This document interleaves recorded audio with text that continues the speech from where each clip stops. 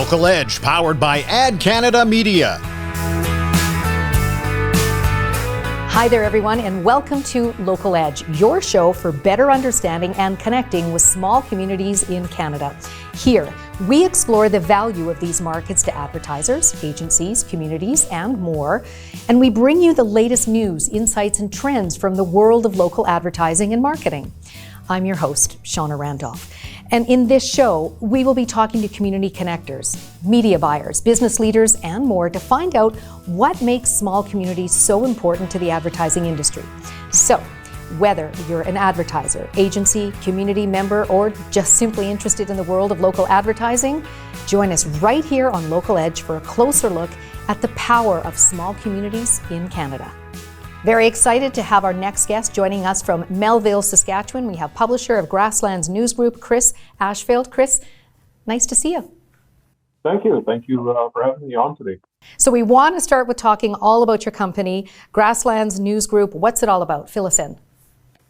Well, we're an independent media company that owns and publishes 5 community newspapers in communities throughout southeast and east central Saskatchewan.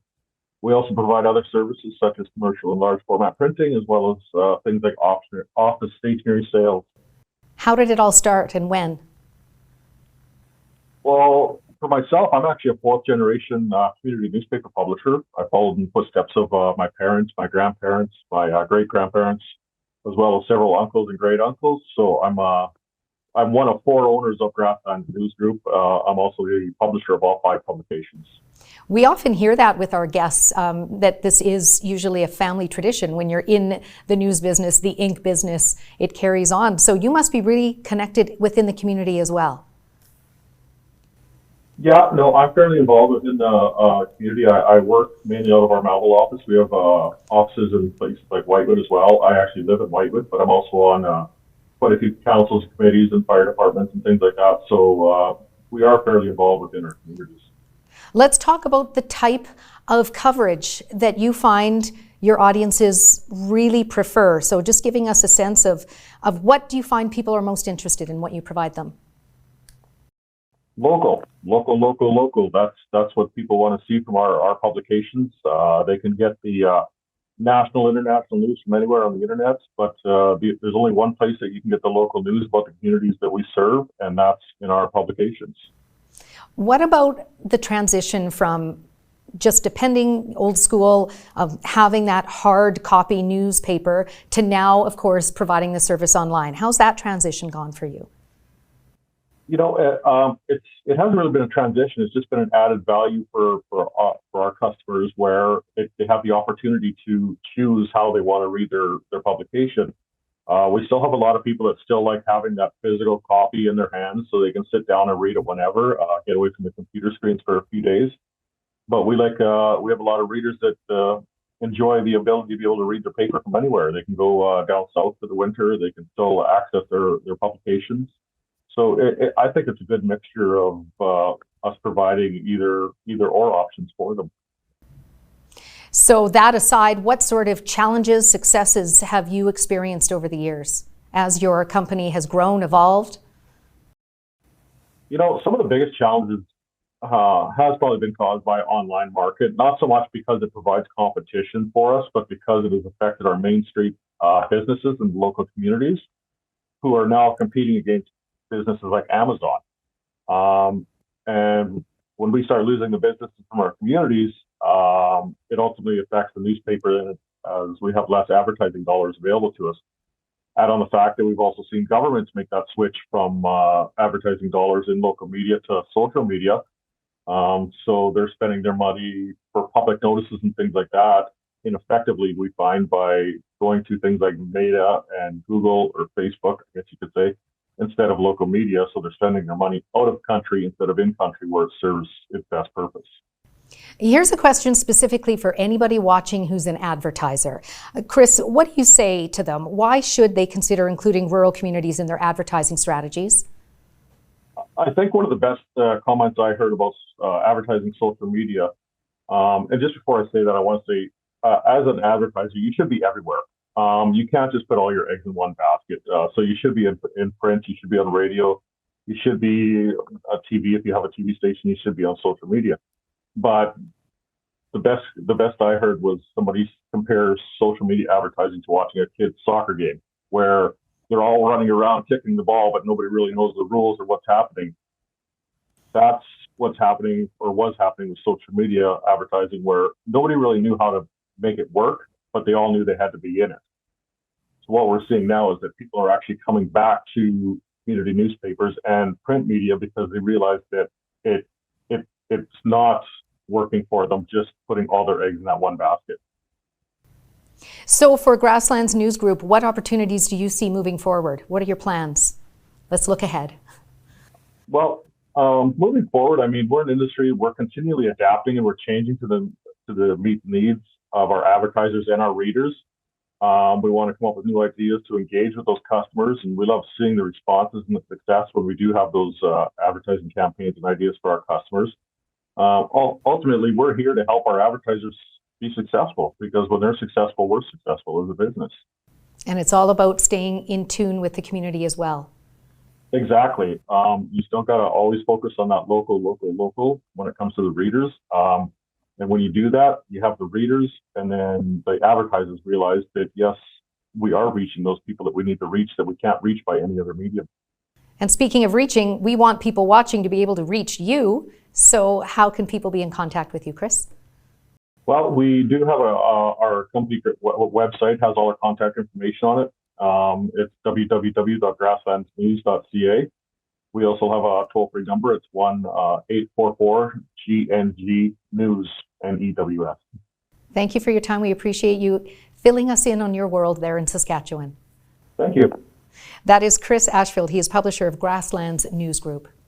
Hey, everybody wants to look their best, and the stats don't lie. In Alberta, $287, and over in Saskatchewan, $242 is spent on makeup, skincare, and manicure products. In Eastern Canada, the numbers are closer to 20% higher. For targeted data like this and to get a better understanding of connecting with local markets, please visit adcanadamedia.ca.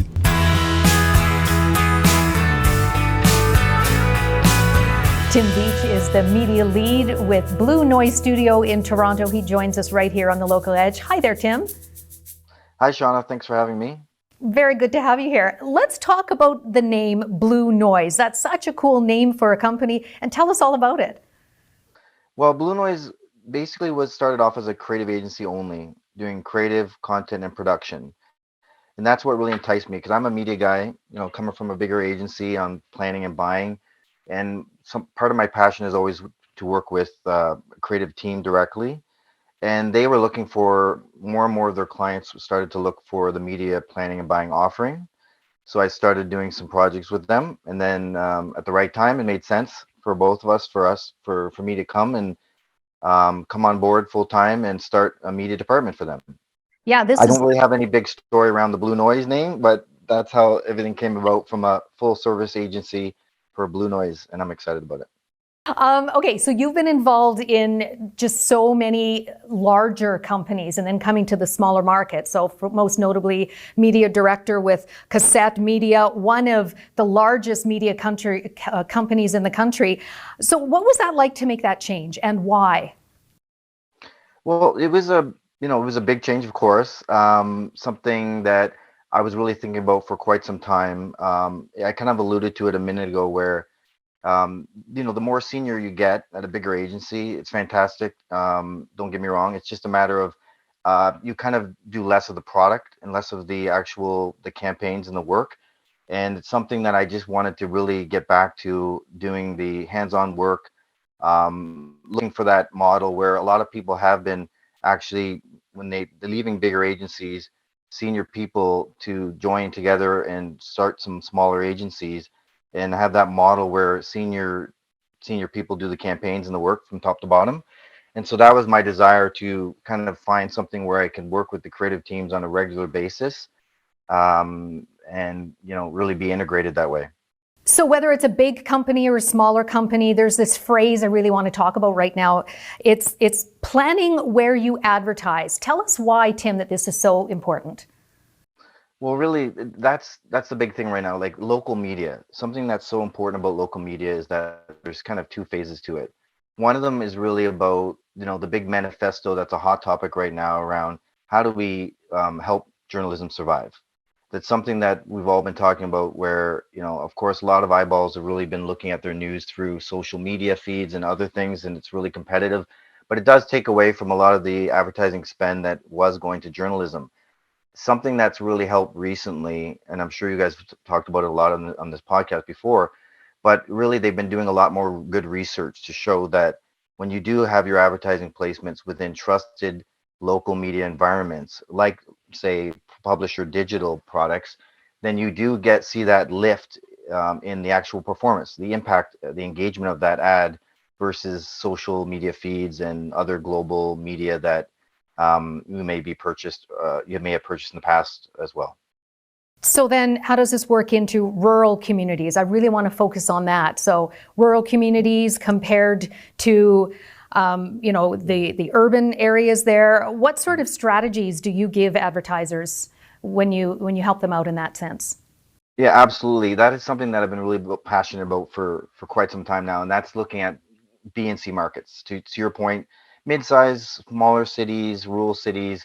That's something that a lot of the bigger clients actually have been wanting to, of course, invest more dollars in, spend more media dollars, try and increase their KPIs, their brand awareness, and their results, of course. And something that's really key there is that I feel like it's very important for media planners and buyers to not just blanket cover 40 markets in Ontario, let's say. They really should be looking at each individual market as its own and look at the nuances. Each market has different media landscape, for example. Some markets might have way more transit, really strong in transit, so you do more transit advertising. Some might be a border town where the local radio is not as strong, so you're looking at other things like the local paper that's really strong, or you might be looking at certain markets that have a lot more available outdoor. So basically what I'm saying is that you really need to hone in on each of these markets. The best thing to do is really, back in the day, we actually used to do more road trips, believe it or not, when we had more budgets to be able to go and check out all these cities, whether it be Barrie, London, Windsor, Kingston, in person, and actually do research to kind of get the lay of the land and plan the media differently in London versus Windsor and Kingston. Now, of course, it's at your fingertips. So I always encourage a lot of planners to go on Google and do a ton of research on each of these markets and get the little nuances and insights for each of them that would steer you into planning different media for each of the markets. Okay, so let's tap into your expertise now, of course, not specifically, but in a general sense then for anyone that is considering tapping into the smaller communities. So what makes a typical community newspaper different then from newspapers or publications, in the larger markets?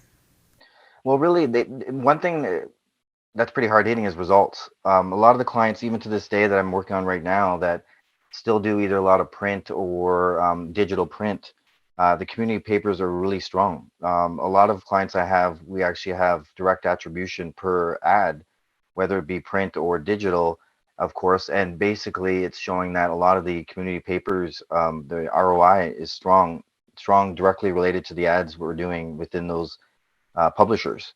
So that's one big thing. And also when it comes down to really just the research I just mentioned earlier, that they're showing that a lot of people are saying that this is the kind of thing, when I see an ad that's in my local paper, my community paper, I trust it more. It's something that I really feel strong about.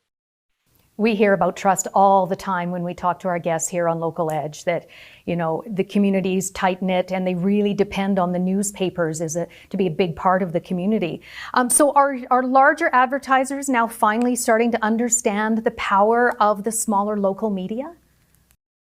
I think so. I would say I worked on a pretty big telco for years, and that's something that we really, really brought to the table for them, this whole notion of the importance of B and C markets. So I would say yes. They definitely usually see strong results too, where even if it's a really small market and we go in and we do a 360 media buy, but again, to my point, that we really get local based on that community. So in some cases, it might be that we're doing the local print, digital, but we also might be doing a lot of community outdoor. So community centers, hockey arenas, restaurants, cinemas, depending on, again, what our insight that we find for each of those communities. When we do that activity and do it consistently, then that trust is built, and then we've seen a lot of results. A lot of the KPI metrics and the brand metrics that we track within those smaller markets are showing results, and then ultimately results in sales as well. Bottom line there, then, Tim, what would you say to someone who's in a large market, okay, even in your area in Toronto, that's saying, hey, I just might consider some place in Saskatchewan, local market. What is your bottom line tip for them? My bottom line tip, I know I keep bringing back to this, but it's really like, if you're going to do that, like, you entrench yourself in those markets. You find out everything you possibly can find out about those markets, to not only to do the right media plan, but also one other thing that I love is really like creativity within media planning, right? So a really, really quick example, if I have time for that, but we researched, my team at one point researched London, Ontario, and there were so many nuggets that we found. And one of the ones that I love the most and we acted on was that there is this major intersection that is well known. I think it's off Richmond somewhere, but that has this problem where if you're stuck at this train at this intersection, you're stuck for about 7 to 8 minutes. So that's well known insight. So that's something that we took further when there's a big billboard from Pattison that's there. So we worked with Pattison, long story short, where we actually promoted the people to go onto a frequency that we created on the radio station. We had to set up our own frequency on the radio, and a person can go there and actually listen to, get entertained for those 7 minutes, and obviously brought to you by a brand, right? So that's one example, but ideally, if you're doing 20 markets in Ontario, that you have a distinct insight and idea around that local media. So creative. That would be the best way to pass time for a train. Tim, how can people reach you? Anybody watching here today? Well, I'm at tim at bluenoise.ca. So that's where you can reach me. Obviously, LinkedIn is a good way as well. So ping me on LinkedIn. All right. Thanks for your time. I appreciate it here, Tim. Thank you. That's Tim Beach. He is the media lead for Blue Noise Studios in Toronto. Did you know Albertans budgeted close to $1,000 per household on dues and fees for sports and recreational facilities, while in Saskatchewan the numbers were closer to $700 per household? For targeted data like this and to get a better understanding of connecting with local markets, please visit adcanadamedia.ca.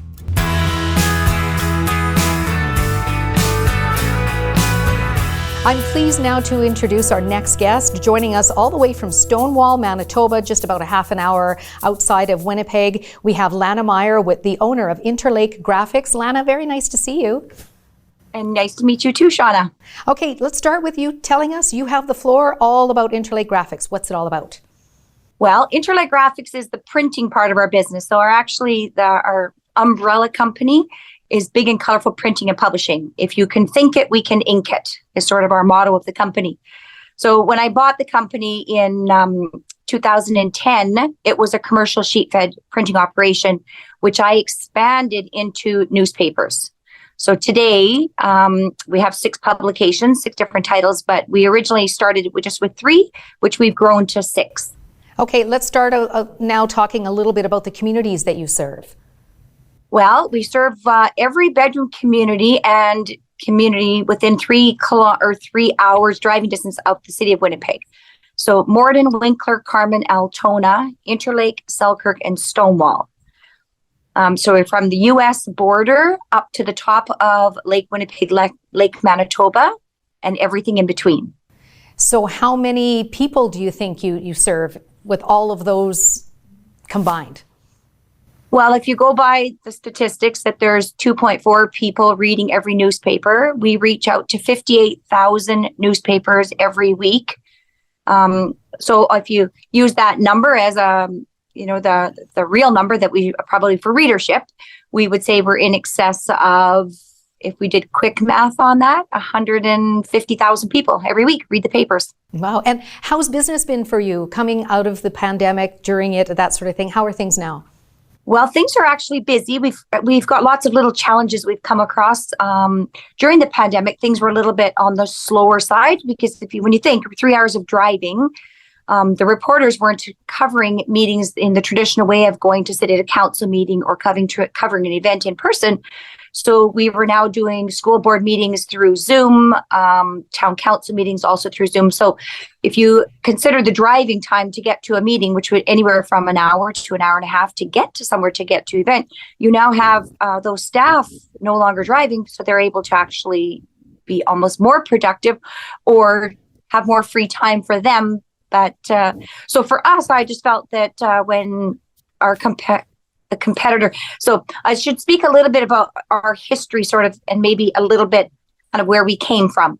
So we're a new business, but we started up newspapers in a competitive market. So we had Post Media already in our communities. So during the midst of the pandemic, Post Media shut their operations down in a number of the communities that we were serving. And in two of those communities, Altona and Carman, it left them with no newspaper. So we had calls from the mayors and economic development officers in both those communities, and they asked if there was any chance that we would consider expanding our operation into their communities. And the Altona mayor called me first, and he said, well, I've got to talk to the movers and shakers in our community, and I'll get back to you. But what could you do, and what kind of time frames? And I said, I could start a paper up next week if you guys have the dollars. So he said, what kind of money would be looking? I said, it would take $4,000 or $5,000 a week to be able to get a paper up and going, serving your community. And we had gone through the distribution and how many towns and that sort of stuff. So he said, okay, I'll get back to you.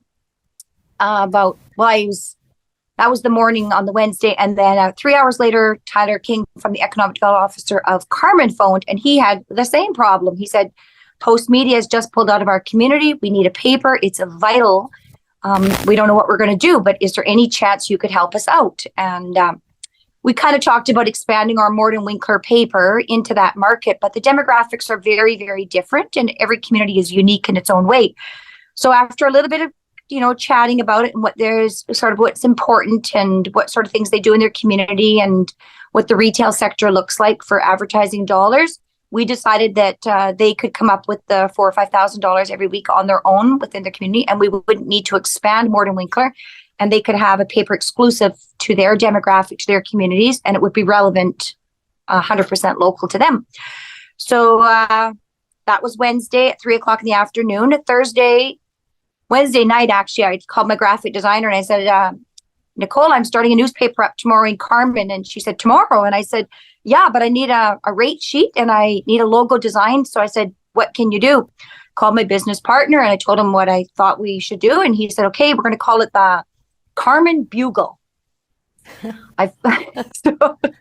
we thought, I was just kind of thinking, the Bugle's a great name. You stand on the street and the buglers used to extra read all about it, going back to the existence of time. And anyways, I got down, I had my rate sheets made up and my logos designed. And by Thursday morning, 9:00, I was already, in the meantime, I'd also sent out an email. I'd gone through and they have a business directory online at the town of Carman. So I found all the email addresses for every business that was registered. And I sent a mass email out to 108 businesses and told them that I was starting a new newspaper up in their community. It would be paid for 100% by advertising dollars. And if we wanted to continue recording the history for the community, I would require local support from the businesses. So I sent that mass email out and I said, I've got 3 front page ads, a top banner, a bottom banner, a side banner. This is what the price is. You have to commit for 52 weeks of the year. And this is the price. And by 1:30 in the morning, Conrad Van Dessler had sent me an email back and said that he'd never actually bought advertising in the newspaper before, but he wanted a spot on the front page because the newspaper was so important to him and the community. So he said, whatever it would take, count me in. So Lana, I just have to, your story is amazing. I just really I think this is a great way to reflect that small town community newspapers are valuable. There's this perception out there for some people that they're struggling in that sort of thing, but you have shown the success by being just so connected in the community, having that trust within the community, and providing an exceptional service. Yeah. And we are. I mean, it's so important. I think for people, especially today in the day that we have, that there's so much fake news out there. And people have learned to trust their community newspaper. So we have to be out there. And if people don't have that paper to record their history, to pick the paper up to see, how their school taxes are going to be going up and the reflection of what the kids are doing in school, or how that increase is going to, what is going to be done, whether it's pay increases for the council members or whatever. So we're able to record that information. So let's say going forward, what are your long-term goals? What excites you? Where are you taking this?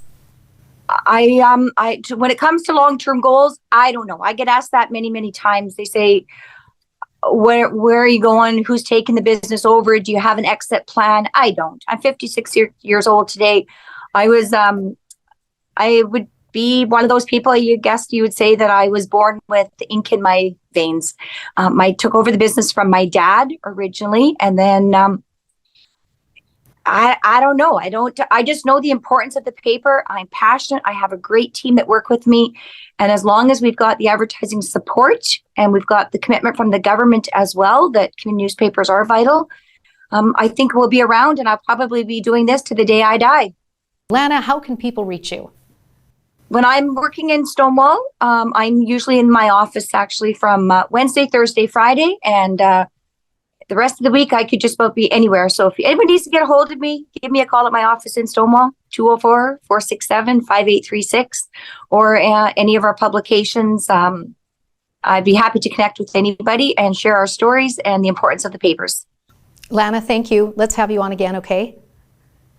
Okay, sounds great. Thank you. That's Lana Meir. She is the owner of Interlake Graphics. Wow, they love their cereal on the island. An average of over $600 per household was accounted for annually on cereal grains and cereal products in Prince Edward Island. For more data like this and a better understanding of connecting with local markets, please visit adcanadamedia.ca.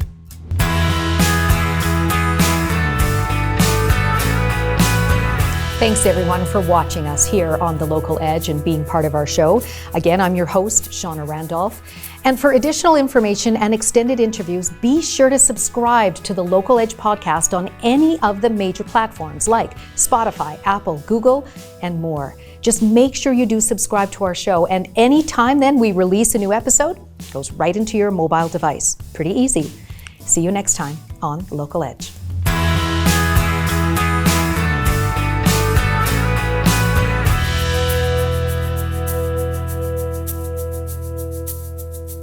This series is proudly produced by the team at Road 55. Road 55 creates content that connects. For more information, check our website, www.road55.ca.